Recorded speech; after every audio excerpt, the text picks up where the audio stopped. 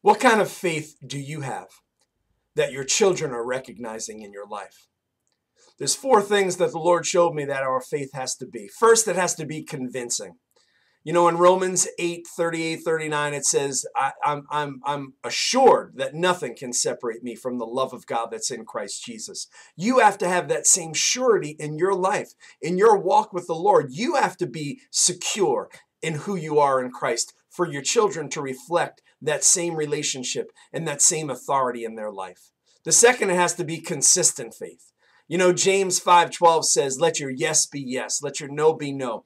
It's so important for us as parents to give our children a consistency to follow. That's what they're crying out for. They're crying out for that consistent walk. And yes, we're going to have our ups and downs. We're going to have our trials. We're going to have our temptations. We're going to go through stuff as families. But we have to always go back to the Lord and always stay strong on that consistent faith to be examples of who we are in Christ and who He is in our lives. Third, it has to be contagious. They have to catch it from you. In 2 Timothy 3, Paul says about Timothy, he says, you know, you caught it when you were a child from your mother and from your grandmother. And it was contagious. He saw the victories that they had in their life. He saw the walk that they had, that they were being led by the Spirit of God. How awesome is that when you are being led by the Spirit of God and your children recognize it and they want to have that same function in their life. They want to have the Spirit of God leading and guiding them into victory.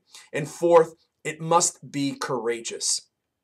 Your faith has to be courageous. You have to take on challenges like David ran towards Goliath that day. In Hebrews chapter 11, we're told about so many men and women of God that had courageous faith. As a matter of fact, it says that some of them that I can't even mention now because the world wasn't even worthy to have them. And so how powerful is that your faith is so courageous that that the world isn't even worthy for you to be here. You have such a heart for God. You are such an ambassador for Christ, and you understand that your true citizenship is in heaven above.